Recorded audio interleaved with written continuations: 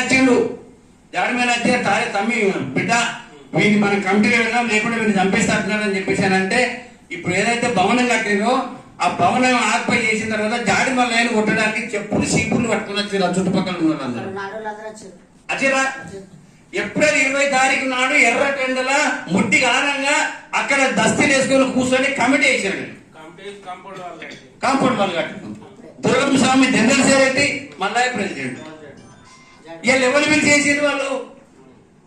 ఇలా కమిటీ నేను వేస్తాను కదా అయింది, మరి వీళ్ళు ఎవరు పిలిచారు? కనీసం దర్వాజకు లేదు, ముక్కుకు లేదు, గోడకు లేదు, దేనికి లేదు. కనుక ఎక్కడ మీకు మరి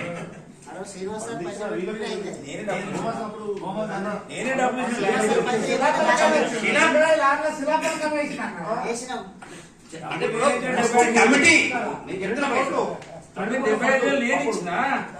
సో ఏమంటున్నంటే బైసాబ్ మేము గతంలో చేసిన దాన్ని మీరు గుర్తించండి. ఎవరన్నా అందరూ ఇప్పుడు అవకాశాలు రావు. 2009లో టికెట్ ఇస్తానంటే నేను పోలేదు, ఎమ్మెల్యే కాలేదు.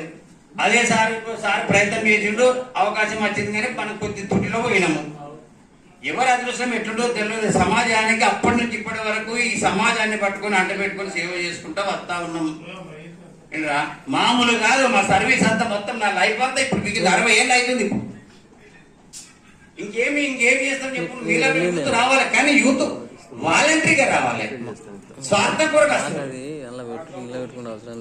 ప్రతి వాడు వాని వెనకాల ఏదో ఒక స్వార్థం పెట్టుకుని ఇలా కట్టేసి పనిచేస్తాం. ఏం చేసినా మేము దాడి నడుతున్నా దుర్గం నడుతున్నా 165 మండలాలు వేసినాము. ఇప్పుడు నువ్వు 100 మంది అన్నావు కదా, ఎక్కడ పోయి మన తమ్ముడు గోలే రేవల్లో వాళ్ళ ఆయన 300 మందితో నీ ఊళ్ళో మండలం వేసి మండల కమిటీ వేసినాం. 100 ఎక్కడ పోయి తమ్ముడు 300 మందితో మండల కమిటీ వేసినాం. 300 నుంచి 500 మందితో వేసినాం. కాబట్టి ఎవరు ఏందనేటువంటిది కాదు, అవకాశాలు అందరికి వస్తాయి. కాబట్టి ఇది ఆవేశంగా నేను ఎప్పటి నుంచో చెప్పదామని అనుకున్నా కానీ చెప్పలేకపోయినా.